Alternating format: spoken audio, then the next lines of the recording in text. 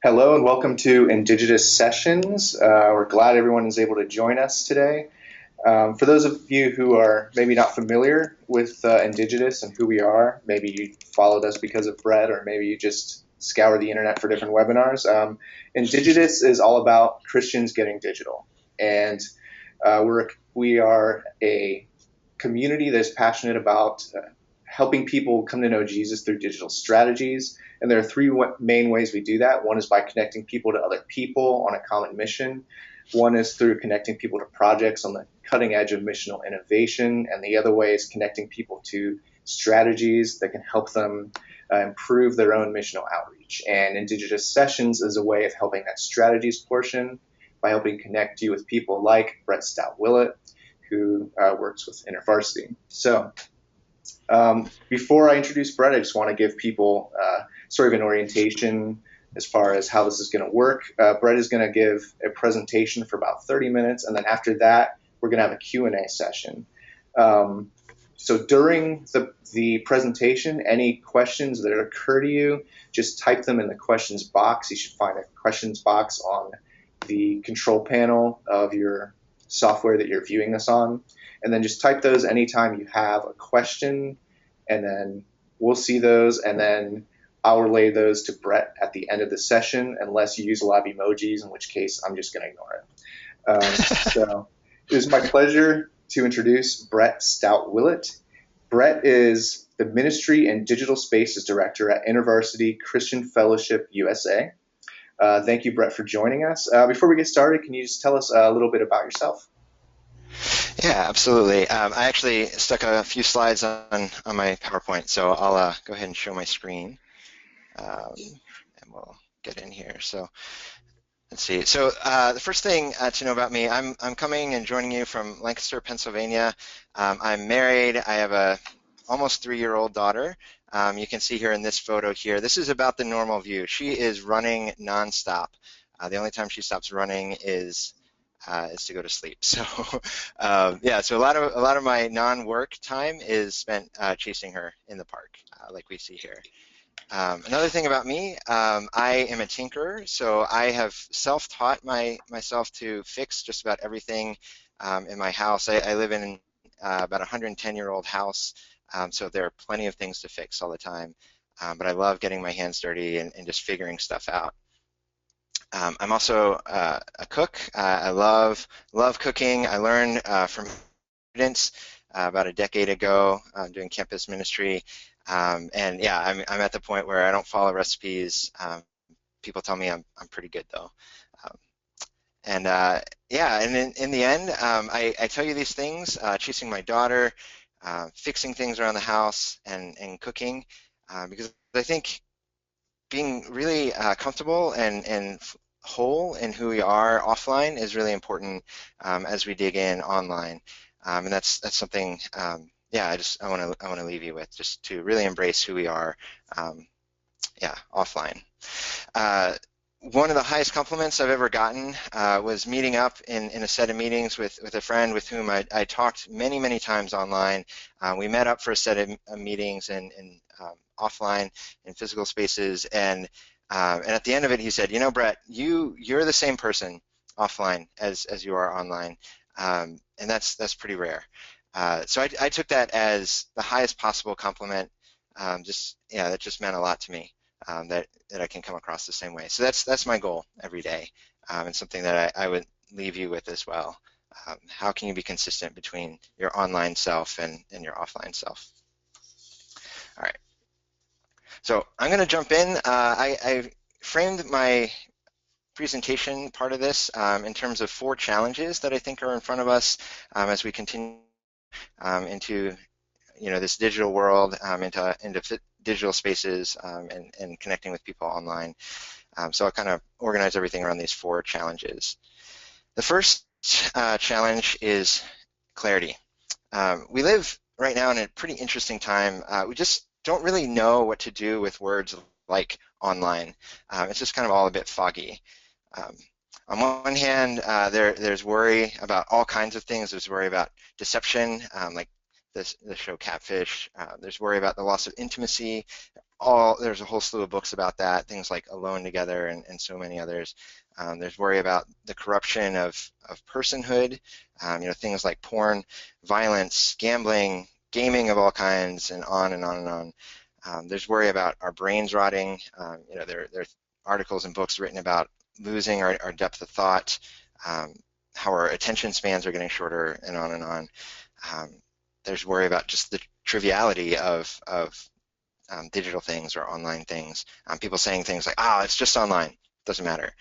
It's not IRL, it's not in real life.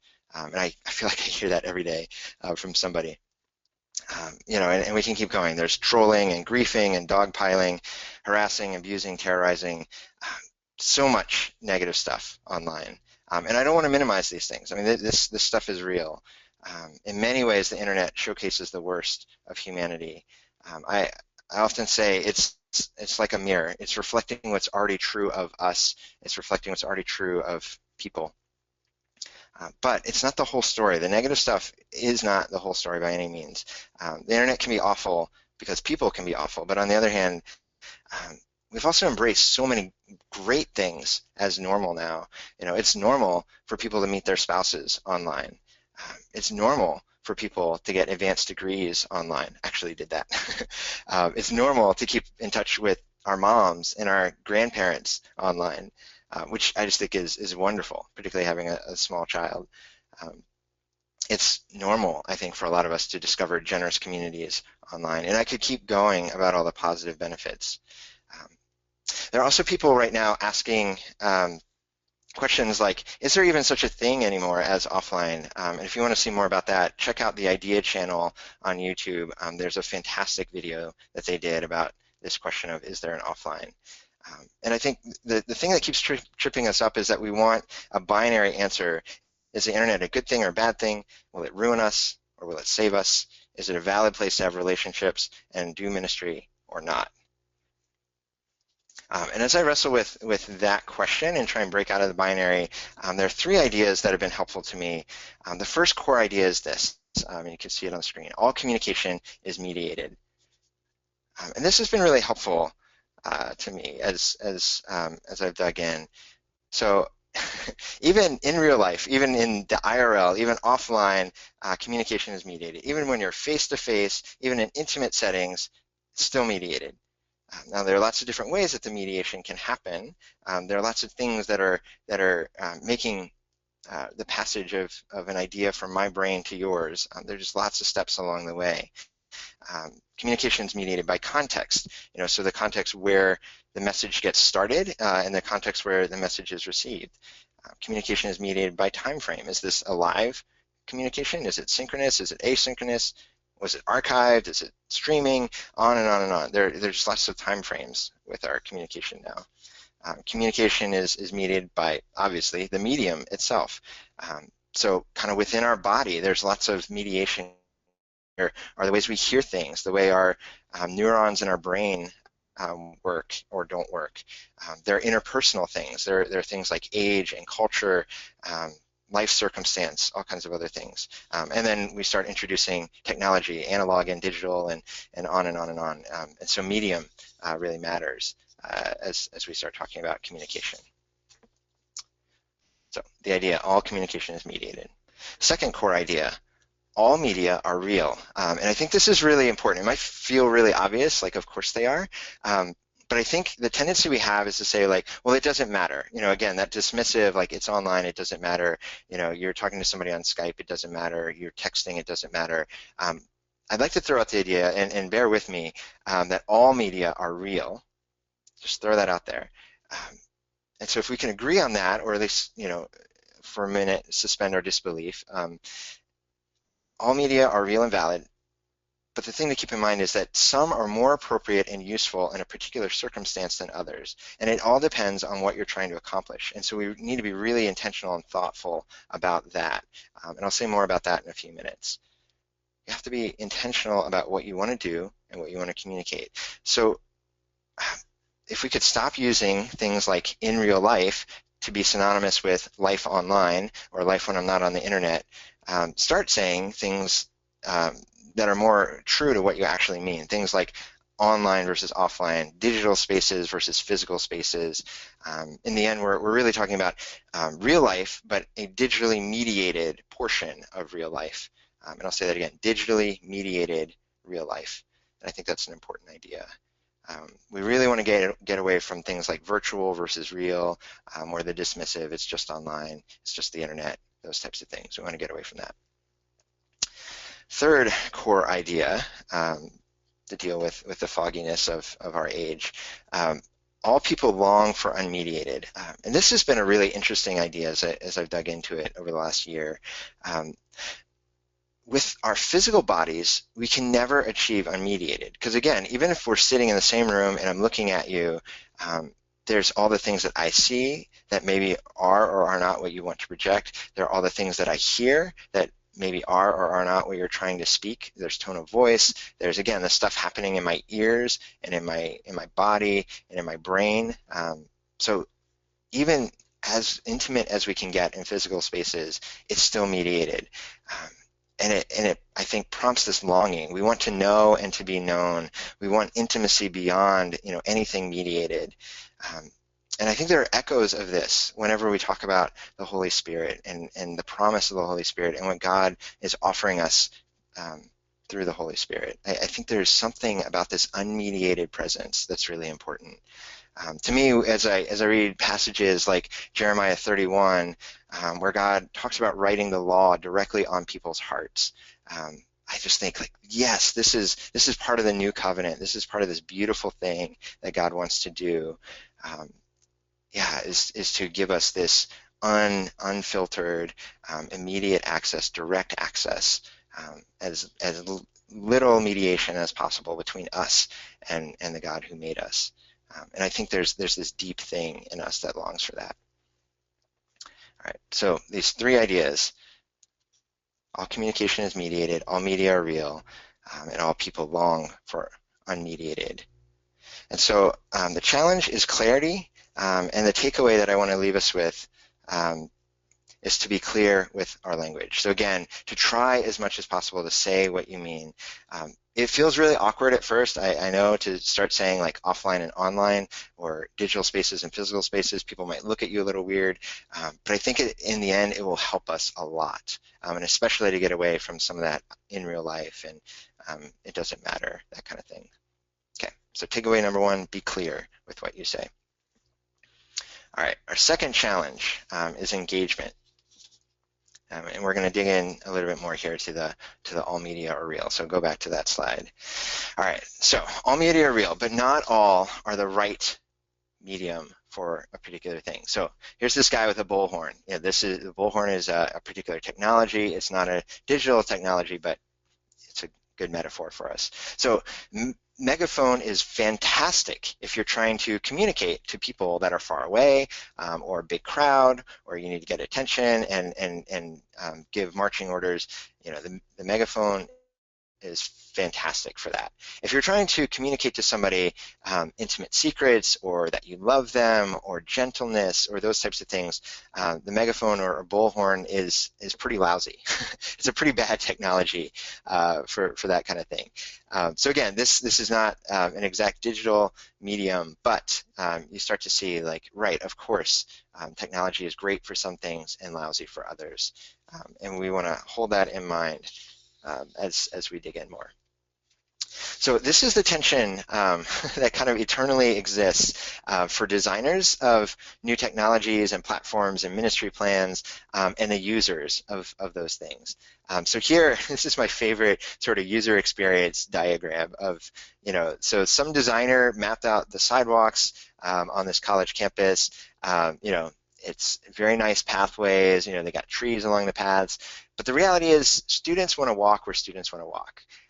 And their bottom line is, as a user, as somebody who's getting to class, I'm going to take the shortest possible distance. I don't care how nice your pathway is. If it's at all possible for me, I'm going to take the shortcut. And so on every college campus, you see these paths worn across the quad, just following the shortest path. And basically that's the struggle That's the tension that we live in between our ideas as we create ministry models and the people that end up using them. We might have very different things in mind. We might have very different values. And I would say our goal then, as the designers, as the people creating ministry, we need to do everything we can possibly do to understand our users, to understand our audience, to get what is their highest value. If it's just getting there as efficiently as possible, let's figure out how to do that. Let's bend over backwards to make that where the path goes, and not just where aesthetically I think it should go. And hopefully that makes sense. Yeah, and this is a challenge as we talk about digital spaces, as we talk about online, because this world is constantly changing. So, I mean, even what's possible is constantly changing. So, as designers of new ministries, we need to be aware of the constantly shifting landscape, and because of the new possibilities, what our audiences want is constantly changing, and so we need to keep checking in with them to hear from them. You know, what are your priorities? What are your highest values? And so we just have to keep asking, what is it they want? What is it that they need? So there are a few different ways that we can start to understand our audiences. So there are non-users, the people that just are not subscribed, that are not part of us, that don't want to join us. You can either say that they're non-users, or if you're feeling optimistic, you can say they're latent users. They've dropped off. They are not currently users, but maybe they will be once we figure out some of these issues. Either way, the non-users, they're just the folks that are not engaging with us. And so there are a lot of questions. There are things, well, how can we help them start to engage with us? How do we even find them? How do we attract them? These are great questions. They're worth our time. And I would also encourage you to spend a good amount of time here, but not all of your time, because there's some important work that we need to do to understand our actually active users as well. I'm going to throw out 3 categories of active users. So the first are observers, and again, this is a more positive take on what you might also read about as lurkers or creepers or whatever, the people that are completely silent. You know they're there, and they never say anything, they never contribute anything. As far as you know, they're not engaged at all, but they're present. And so I want to throw out the challenge to actually treat this group of people seriously, and mostly because even though all we see them do is be present and observe, we don't know all the things that they might be doing in other digital spaces or offline. We don't know, if they see something that they love, that we're presenting in our relationship with them, we have no idea who they might tell about that or how they might spread the word, or vice versa if something really rubs them the wrong way. We have no idea. And so I think it's worth taking seriously who are our observers, and there's all the studies show, like, this is the vast majority of people in our online communities. This is the vast majority of people in any social setting are the people that are just observing, but it's still worth asking, how do we give them what they want? Like, they're here for a reason. They are actually active users. Like, even if they feel passive, they are users, they are active. So how do we give them what they want? How do we honor them, acknowledge them, and how, in the end, how can we encourage them to take a step up, to become more active in these next 2 categories? How can we encourage them to create content? How can we encourage them to make connections with other people, to network? And so that's a very real question as well. Second category of active users are the creators. They're the ones who are generating content for us. And this could look a variety of ways. It might be, somebody who's posting a question in a discussion forum or responding to somebody else. It might be somebody who's making fan art. It might be somebody that we're actually hiring to do some freelance work. But there are tons of ways that people can contribute and make things of their own. And again, same questions. How can we support what they're doing? How can we make it easier for them to create? How can we keep it interesting? How do we keep them from not getting bored? They are doing wonderful things for us in our communities. How do we encourage that and make it easy? And we still have that secondary question too of, they are creating and that's awesome. How do we help them move up to the next step? How do we help them network and connect with other people? And that's our final category of active users, the connectors. These are the people that are building bridges. They're telling other people about us. They're bringing people in. They're introducing themselves. They're making people feel welcome. And this is huge. And so again, very, very similar questions. How can we support what they're doing? How can we make it easier? How can we keep it interesting for them? And at the same time, a secondary question is, they're doing awesome work connecting people, but also how can we encourage them and support them to move into also creating some content, to creating interactions, to leading in that way as well. So the bottom line in all of this, and what I'm trying to say is just there's an ecosystem of roles. And this is true in almost any social setting. So, on a baseball team, it's really obvious, from the equipment that people have, where they stand on the field, the things that they're doing, the things that they're saying. Everybody on a team has a different role. And in order for the team to be successful, they need to understand that everybody needs to do their different thing. Like, it's not going to do anybody good if everybody wants to dress like a catcher and act like a catcher and so on and so forth. Like, it's just going to be a mess. And the ecosystem actually extends beyond the players. They're the ones that get the most spotlight, but the coaches, managers, support staff, fans, everyone around this is creating the ecosystem that makes watching baseball possible. And that's really, really important to remember. And again, almost any social setting has this ecosystem of different roles that all matter. I have a friend who's been working in a startup in San Francisco for a number of years, and she gave this great talk about the different roles that you need present in your founding team for a startup. And she says you need a hacker, somebody to build something, you need a designer, somebody to help people access it, and you need a hustler, somebody to get word out and sell it. So for startups, there's this ecosystem of roles. I play a lot of online games, and in online role-playing games, you have this division of roles. You have people that are tanks, you have healers, you have damage dealers. There's just, again, you all have to know your role and own it and work together. The point is, don't ask everybody to do the same thing. It's okay that people are doing different things. Embrace those different roles and help everybody shine in whatever their role is. So just think about that for your community. So the takeaway, the challenge, again, was engagement. How do we keep people engaged? The takeaway is to really deeply understand your audience. There's a ton of great stuff written from UX, which is user experience, research and design. There's a whole great genre of literature and articles written about understanding your audience. But that's what I would leave you with.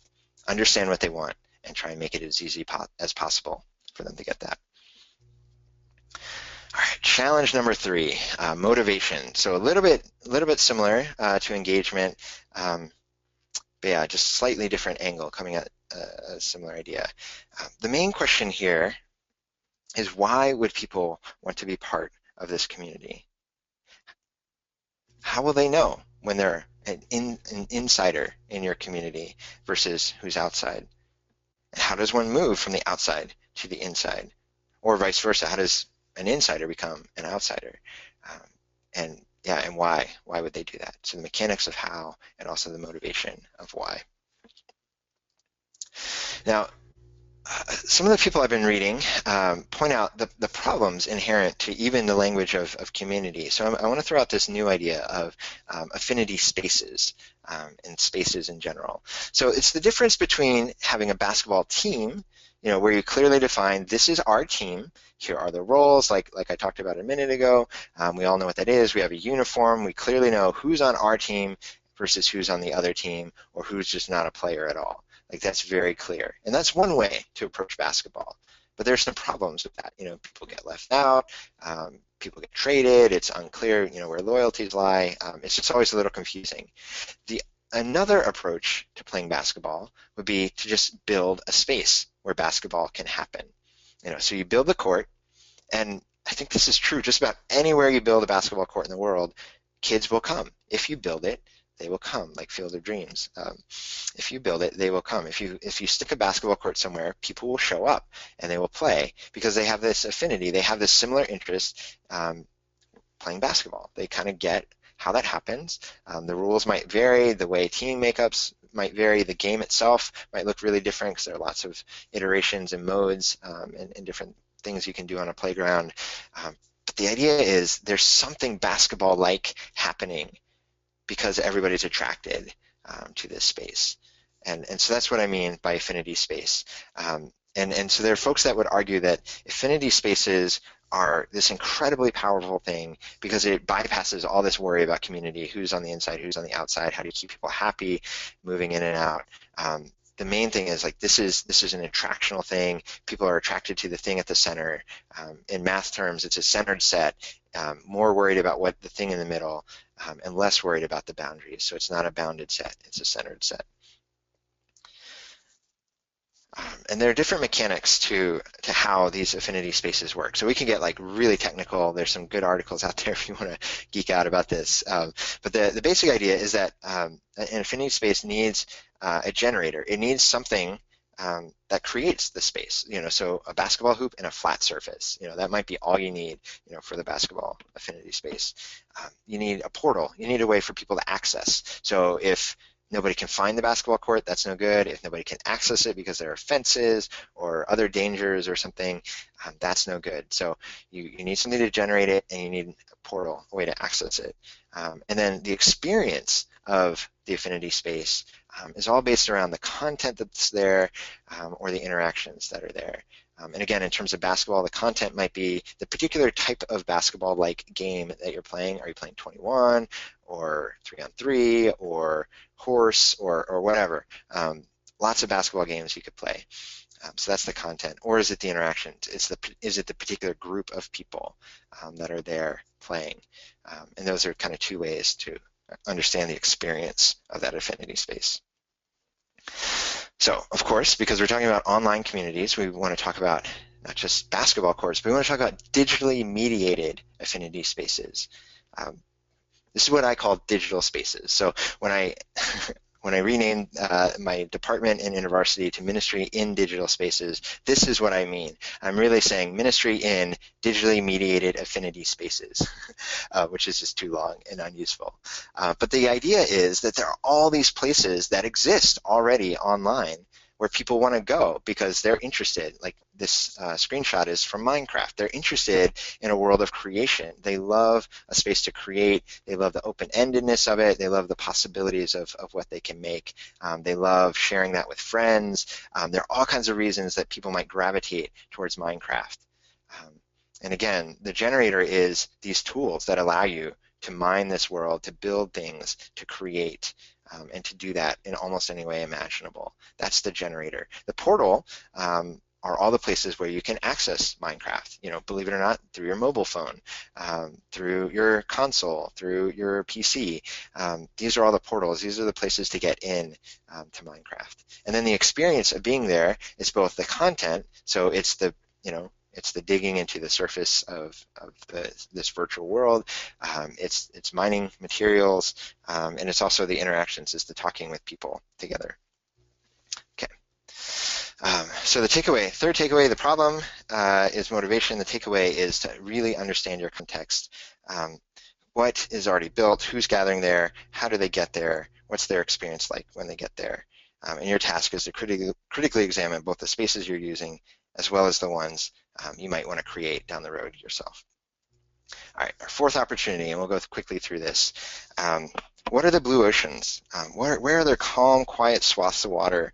And in contrast to oceans that are churned up, overfished, really crowded, the question we want to ask for opportunity is, where is no one else yet? That's your blue ocean. Bottom line, there is so much space. There are so many people online that we need to scatter. We need to go in all kinds of different directions.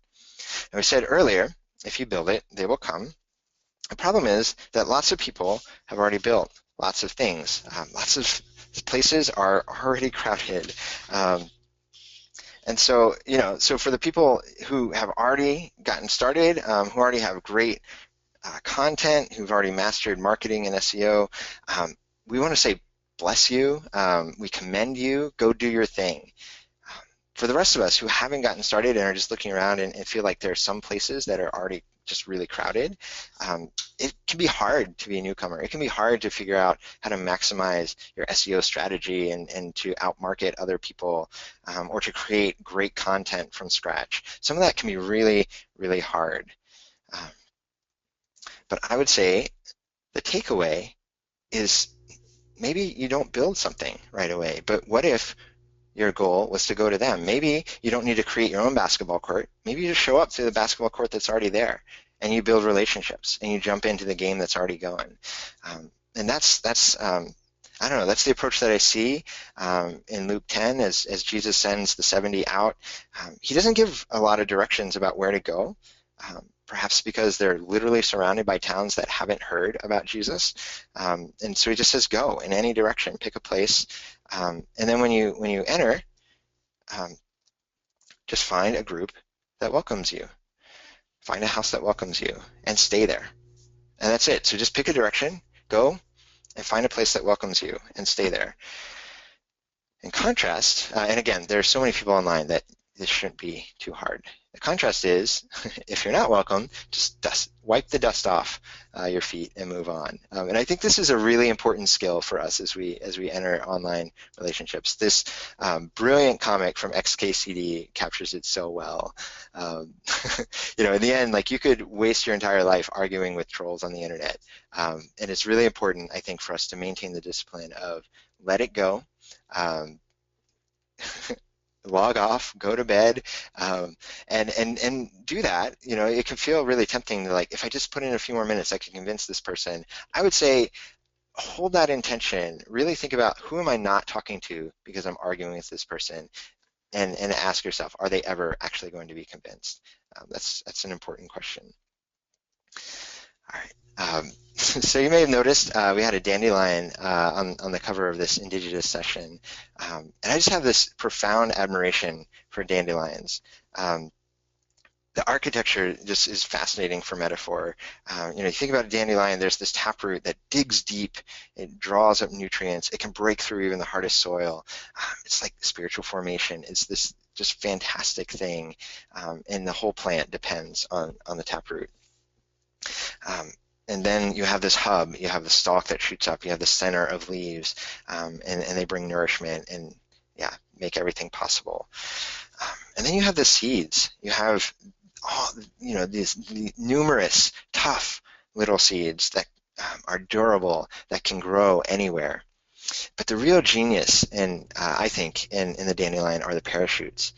This isn't a plant that is dependent on anything coming to it. Like, its whole model is, we're going to just scatter these seeds everywhere. We're going to build these tough, durable little seeds and just scatter them.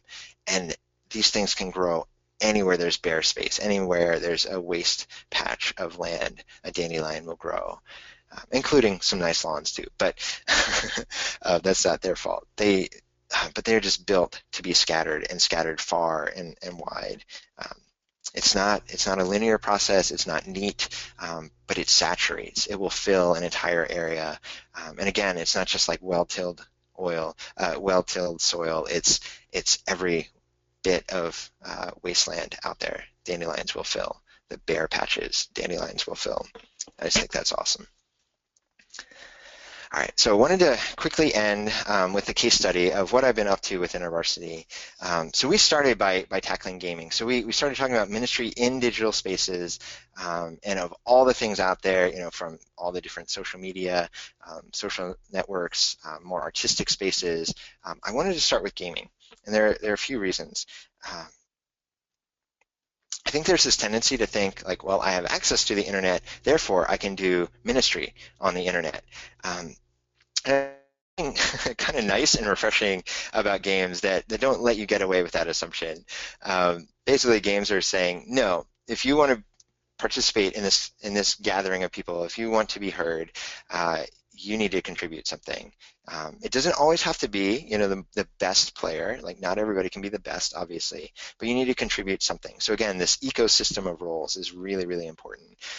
You know, so it's both the skilled players, but it's also the people that are great at networking, at inviting, people that can run logistics, the fans, the coaches.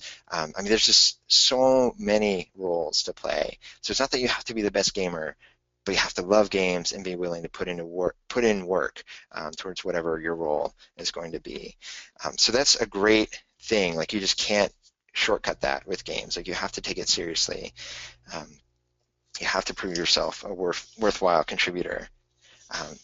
Game developers are also providing the tools for us, for you. Games are becoming more and more social. I got to meet with some game developers in the past year, and this is going to be the trend, at least for the coming years. It's how game companies are making their money, and it's really useful for ministry. Just, there are so many social platforms built in and around games, so that's really useful. All right, so started with games. Our vision for InterVarsity is really students reaching other students. This is kind of the core of InterVarsity's philosophy of ministry. The staff that we have, my own role, is to support, train, equip students, but really it's students reaching other students, and that's our model. And then InterVarsity has this 5 thresholds model. I'll tell you about a book in a moment, but it's this model that has traced what conversion often looks like for postmodern students. And it's the idea that for a lot of folks, the first thing we need to do is just help them trust a Christian. And so as we go into digital spaces, we want to build trust.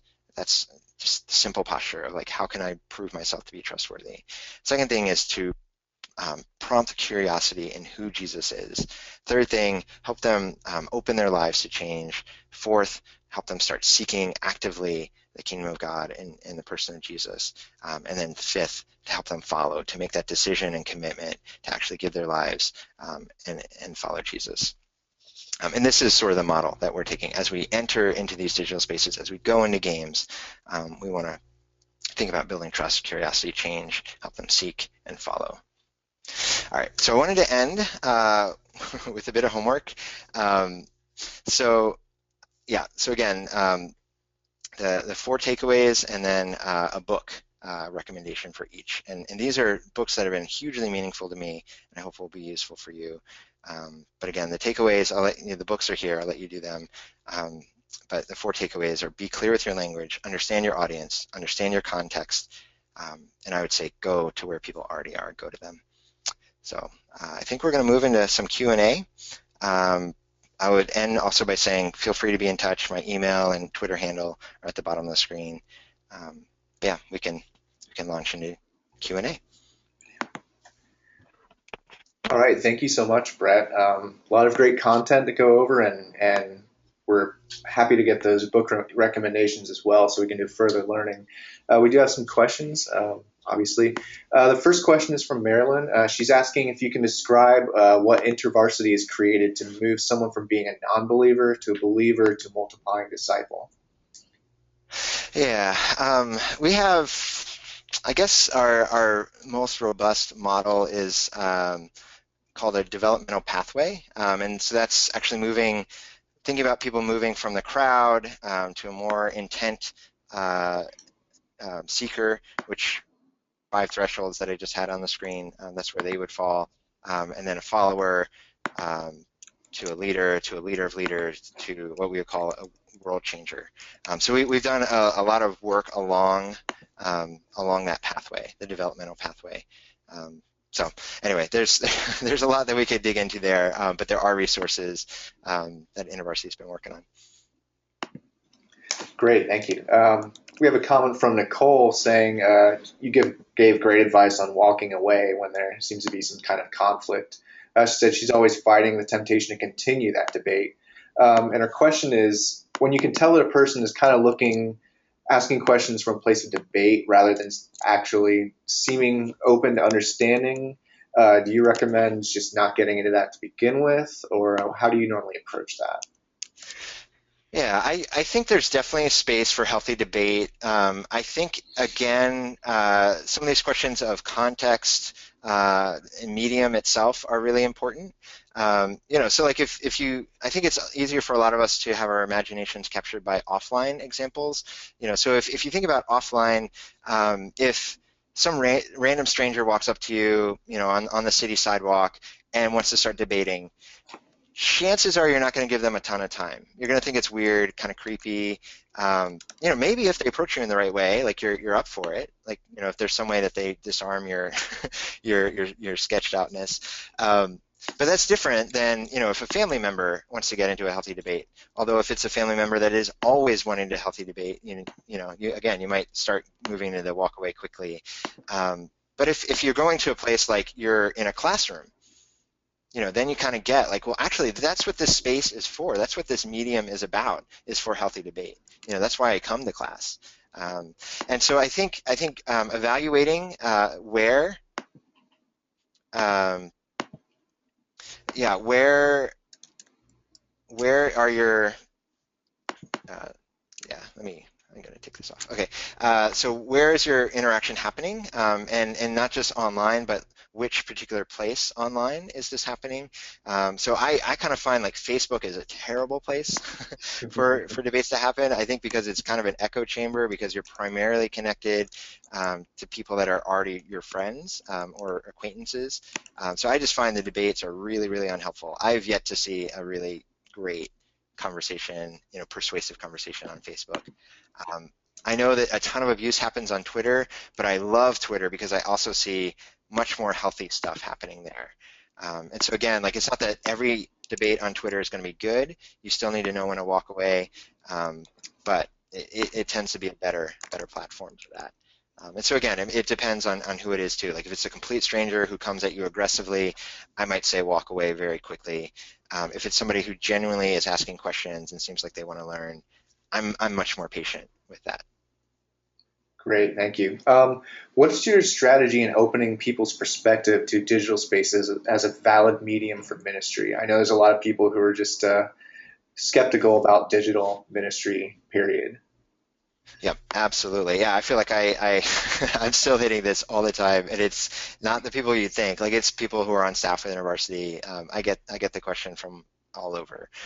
So I think just to be ready for it, and it's really what I've been trying to go for with those three ideas that I started with. So to push back and to help people realize all communication is mediated. So it's not like, so if people are like, oh my gosh, like terrible stuff happens online, I'll point back like, well, terrible stuff happens offline. And yet we feel like we need to do ministry. And actually that's why we do ministry, is because terrible stuff happens. People are, revealing what's true in their hearts. That's actually the whole point of doing ministry, is that things are a mess. So all communication is mediated. All media are real. So again, to really push it out of some media are just terrible and others are just awesome. To point out, well, actually there are problems with face-to-face a face-to-face meeting for some people. They're just people that are painfully shy. And so I use the language of on-ramps a lot. And so asking the question, well, what is the thing that this person in this situation needs as an on-ramp to something deeper, to the next thing? In the end, my goal is not that our communities stay online forever, that our relationships stay online forever. Like, I'm constantly thinking, how do we move this into the new depth, into the new place of intimacy. And so it's just to acknowledge some people, the on-ramp has to be online. It just needs to be. It's not where we stay forever, but it's a starting point. It's an on-ramp. Great, thank you. This next question is about the observers you were talking about that you need to take seriously, and a lot of times people do not. The question is, how do you try to find out what those observers are doing? How important is it to know, and how do you go about doing that?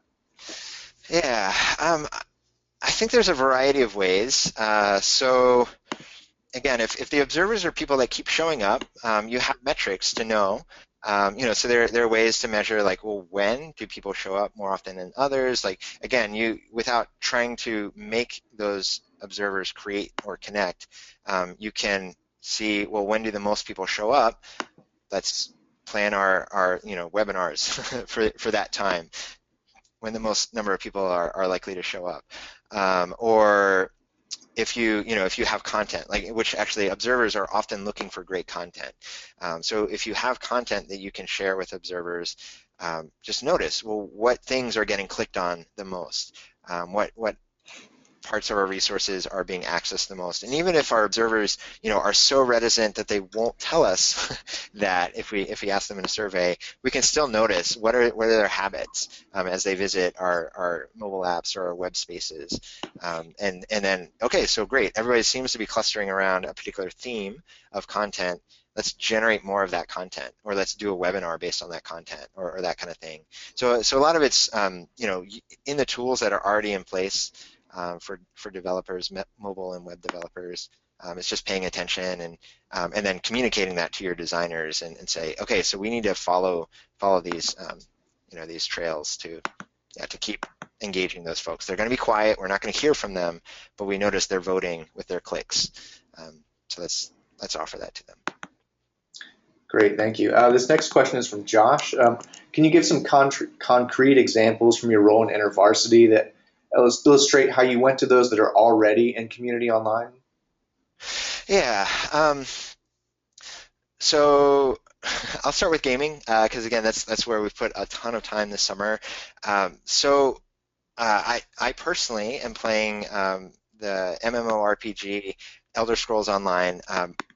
It's a particular genre, but in a lot of ways, games function similarly. Almost every game has some kind of guild system, which is really a community system. So it's a group of people that you join, and you could start your own. You could start your own and say, like, this is the InterVarsity Guild for Elder Scrolls Online. I have found it much more useful to say, okay, I'm going to jump in, and and there's all kinds of things in every game. There are ways that you can cooperate. There are ways in how you compete, and really your posture and all of that, I think, is really noticeable to people. And again, not to be off-put by the people that are just abrupt and want to do their own thing, or are trolls, and and their joy is unhappiness in others. Dismissing those folks, there are a lot of people that genuinely want good connection, that they want to be generous, they want to be part of a community that's generous. So as I've entered this guild system, it's great. So how do I communicate? Like, I have stuff to trade, or how do I negotiate pricing, or how do I work through, like, that teamwork that we just did really did not go well. We just got beat up in that last game. How do you communicate in all that? When people are upset with you, how do you respond? And then how do you ask simple questions like, hey, how's your day going? What's new with you? And I find that particularly as you start seeing some of the same people across multiple days, there's an incredible degree of openness where people will just tell you, like, well, here's what's going on in my world offline. Here's why I'm playing so much this week, is because I'm stressed. And one of the things, as I've gathered my leadership team, one of the things we noticed is that in a lot of these games, the people that are really playing a lot, there's something going on in their life. There's so much pain. And I know it's not true of every gamer I meet, but it's true for an awful lot. Like, it's been a rare exception of somebody who would tell me, like, oh no, like, I'm completely healthy, satisfied with my life, I just happen to love gaming. People do love gaming, but it's often like, I'm choosing to be in this space because there's pain in my life somewhere. This is just, and particularly gaming, it's discretionary time. This is an outlet. This is recreation. And so it's where people go because something else elsewhere is not fantastic. So that's the gaming example. Again, we could talk about social media. I love Twitter because I think conversations are much more open than Facebook. So hit Twitter. I think it's all about the hashtags. Find a hashtag that you find interesting. Again, ask that question, what do I have to contribute? So maybe don't jump on a hashtag where you know nothing about the content. But if you have something that you're pretty knowledgeable about, jump in, ask questions, go in with a genuine learning posture, and I'm just amazed at the relationships that open up, and then from there the willingness that people have to stick in relationship with you over time.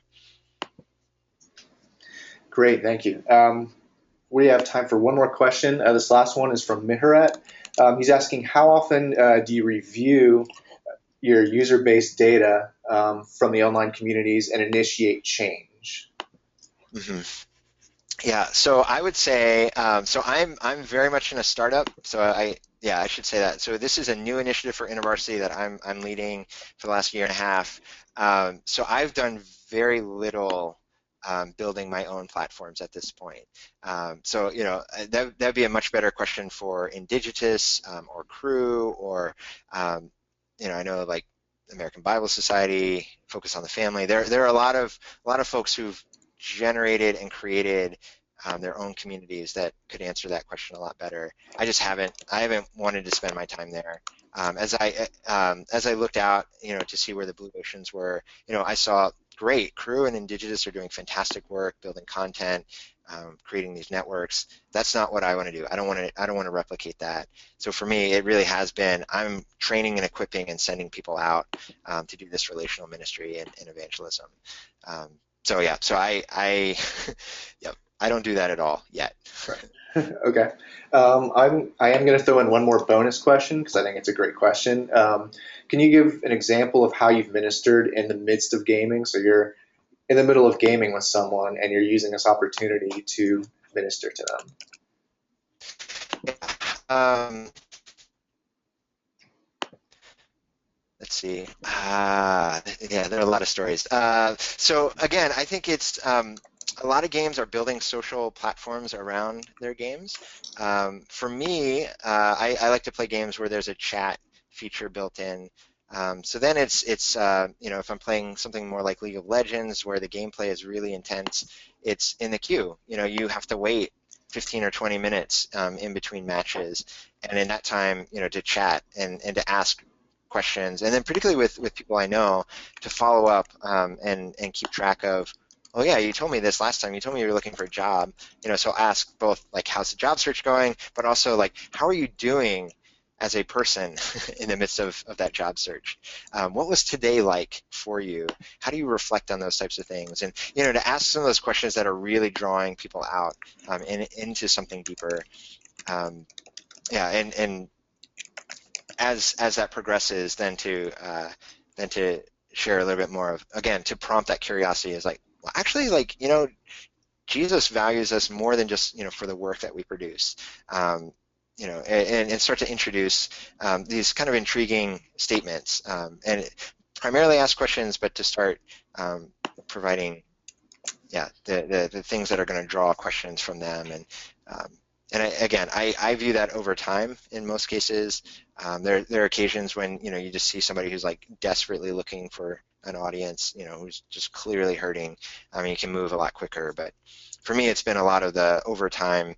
Again, it's that Luke 10, like find a house and stay in it. So find a guild, just stay in it. Trust that this is where God has you to be. Keep asking questions. I'm amazed. Like, even though it's a screen name and voices, it's amazing how quickly you can get to know people.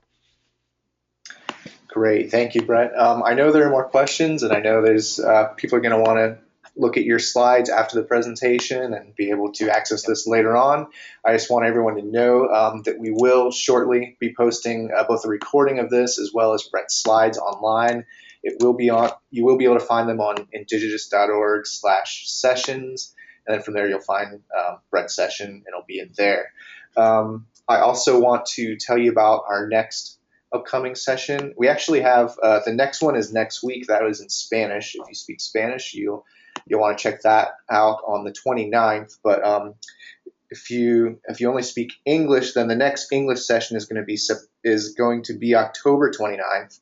That's going to be with Matthew Watts, who's a digital strategist at Crew. He's going to be talking about pathways for spiritual growth and multiplication. We'll have registration open for that very soon. And you'll be able to sign up for that. So we're excited about that as well. And we're very grateful, Bret, for you joining us today. And thank you so much for joining us. Absolutely. Yeah, it's been really fun. And my email is in the slides, so feel free to drop me a line. I'm happy to connect and talk more. This was just scratching the surface, of course. But yeah, I'm glad to be here. Really grateful for the opportunity. Great. Thank you, Bret. Thank you, everyone, for joining us. God bless.